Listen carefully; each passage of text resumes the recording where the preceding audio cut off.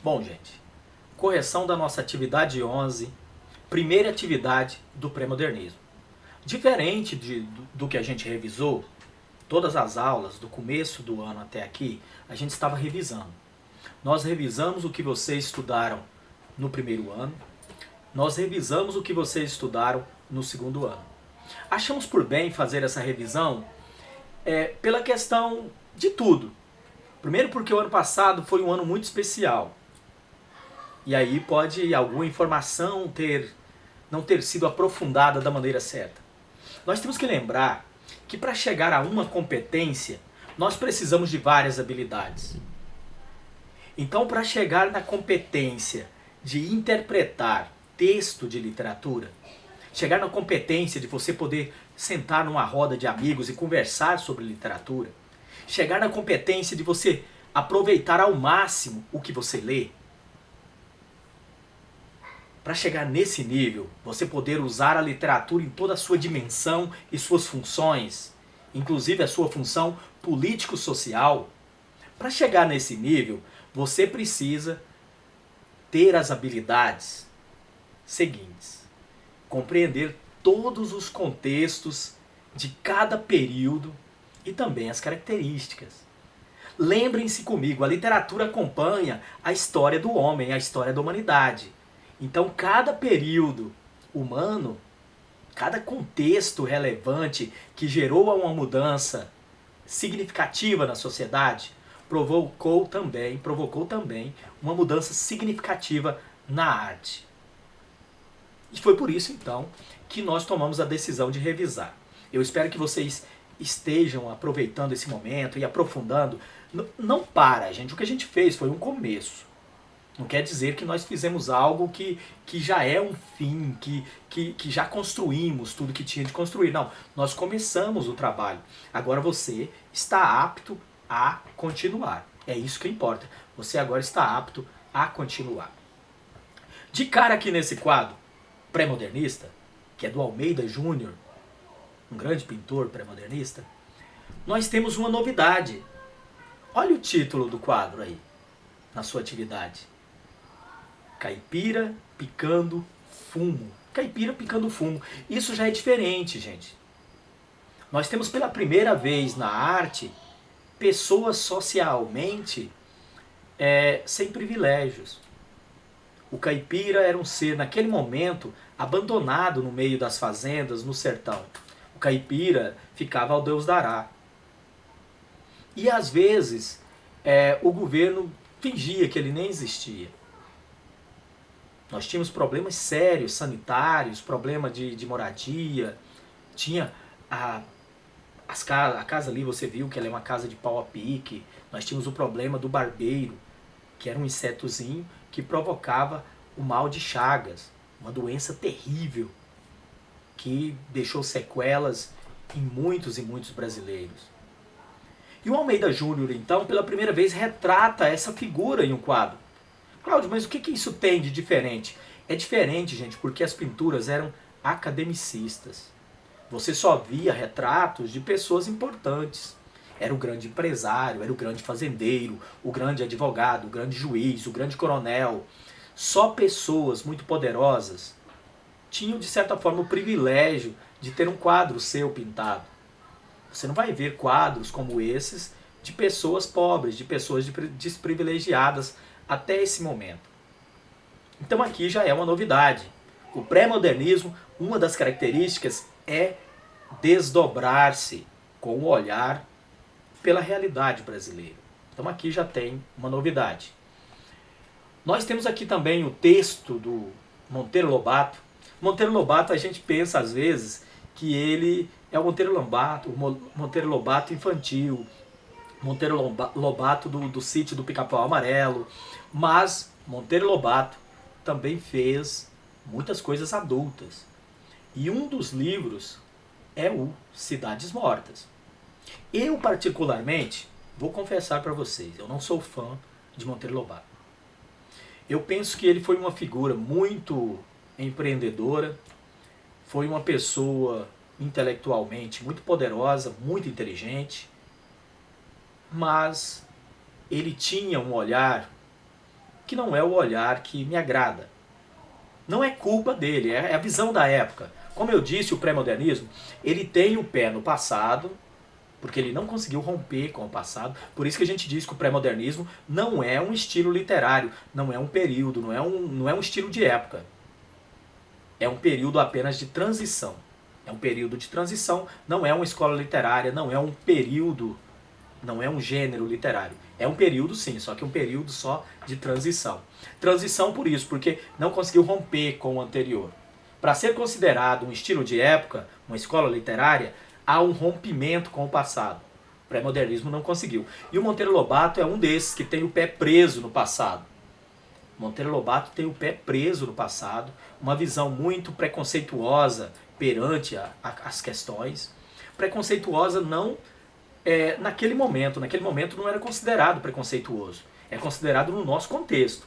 Então, para mim, Cláudio, hoje, não é uma boa visão de mundo. Naquele momento era. Por isso que ele era um grande intelectual, aplaudido, mas ele tinha uma visão presa ao determinismo e presa ao positivismo.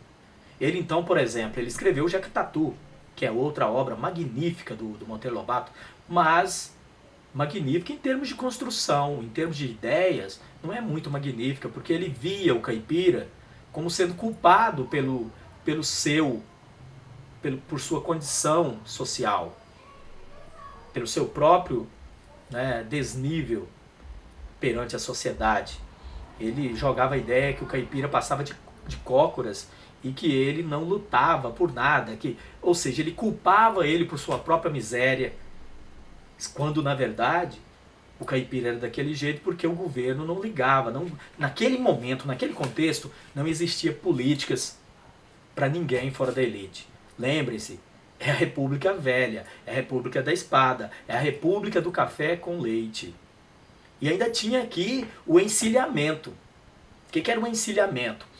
O governo teve a brilhante ideia, né, e fez um trato ali com os produtores de café, que se eles não vendessem para a Europa sua produção, o governo compraria, mesmo jogando fora, queimando. Eles queimavam e o governo pagava aquele valor para eles não terem prejuízo. Parece agora com o auxílio emergencial, só porque era um auxílio emergencial milionário para fazendeiros já milionários. O governo pegava então todo o excedente que os produtores não vendiam e eles queimavam e o governo ia e pagava para eles. Queimava porque se distribuísse, né, não tinha como vender. Então o excedente não era distribuído para quem estava com fome e etc. no país, não. Queimava e aí o governo pagava, chamava encilhamento. E isso levaria o Brasil à falência. Não tinha como fazer isso, inclusive hoje também não tem como. Mas para o caipira, para as pessoas miseráveis do Brasil, não tinha políticas. E aí o Monteiro Lobato fazer um texto e culpar essas pessoas pela sua própria miséria existencial. Então não sou a favor. E aqui eu gosto de Cidades Mortas, porque fala das cidades que, devido a questões sociais e etc., elas às vezes prometeram muito. Vamos pegar Jaraguá, aqui na nossa cidadezinha, né, aqui em Goiás, Jaraguá. Jaraguá foi uma cidade que prometeu muito. Ela prometeu ouro, todo mundo lá, veio muita gente para Jaraguá achando que ia encontrar ouro aqui. E aí Jaraguá não tinha ouro, aquela serra ali, ela não é feita de ouro. E Jaraguá virou uma cidade morta nesse momento também. Jaraguá, para quem não sabe, é uma cidade com quase 300 anos. Nós temos uma cidade muito antiga. Então naquele momento, Jaraguá era uma dessas cidades mortas. Aquelas cidades que vieram muita gente, depois elas foram embora e virou ali uma espécie de cidade fantasma. Por muito tempo Jaraguá foi assim, claro. Depois é que foi se renovando e veio o êxodo rural e lotou a cidade novamente. E hoje ela não para de crescer e nós já estamos aí com 50 mil habitantes. Mas olha para vocês verem, uma cidade de 300 anos, que agora que nós estamos fazendo ela crescer novamente. Ela virou uma cidadezinha fantasma. E prova disso é que nós tivemos, por exemplo, vários e vários pedaços históricos da cidade que foram demolidos, que foram derrubados. Derrubou o colégio histórico, derrubou a igreja histórica e etc. E aquele pavilhão todo ali de Rua do Norte e boa parte das casas da Rua das Flores também foram, né, destruídas ao longo disso. Até que veio o patrimônio histórico e hoje tenta salvar o máximo possível dessa história que é parte da história do estado, da história de Goiás. Bom, então, dito isso, vamos lá. Primeira pergunta. O caipira na tela de Almeida Júnior parece concentrado em seus pensamentos. Que elemento da tela produzem essa impressão? O olhar dele, né? O olhar dele, ele está ali cortando o seu fuminho, mas o seu olhar parece que não está nem olhando, é um cortar fumo automático. Ele está ali pensando na vida, o universo. Cortar fumo para o caipira, na lógica do quadro, é como se fosse um momento de filosofia pura. É um transe, uma conexão com o intelecto. E ali é o momento que o caipira pensa a vida, ele pensa na lavoura que ele está plantando, ele pensa em tudo que ele tem que fazer, ele pensa o universo, ele pensa questões espirituais, apenas concentrado em seu pensamento. É um ato praticamente automático. Ele nem olha mais para a mão para cortar fumo. Então, é mais ou menos assim. Número 2. Descreva o tratamento dado às cores na pintura de Almeida Júnior e explique que efeito ela produz. Eu tentei tirar, gente, nas cores originais aqui, por isso que eu tentei colocar na atividade as mesmas cores. Basicamente, o que vocês verem? Olha, nas paredes tem aquele amarelo ali, cor de terra. Mas você vê que até a própria madeira da casa também e as roupas. Olha, o mesmo tom de tinta usado nas paredes, no chão, também está nas roupas do caipira, está inclusive no seu pé descalço. Dá para ver que tem um pouco de terra em seu pé. Ele é como se ele e a natureza se condensasse, se agregasse, um complementasse o outro, um fosse parte do outro. Então, que efeito que isso produz? Produz isso. É como se ele usasse as mesmas cores para mostrar que os dois se complementam. O ambiente natural e o ser humano ali é como se eles se complementassem. Que é uma visão positivista. O ser humano é um produto do meio onde ele vive. Então, o ser humano é parte desse meio onde ele vive. Ele também pertence. Não se pensa um lugar desse sem o caipira ali. Não tem por que existir. Só existe um ambiente porque o outro existe. É uma visão também positivista da situação. Número 3. A tela representa elementos humanos e culturais. Há uma relação equilibrada entre esses elementos. Explique, considerando o cenário. Pô, já dei mais ou menos a resposta na anterior. O equilíbrio é isso. Parece que um complementa o outro. Responda na 2, então.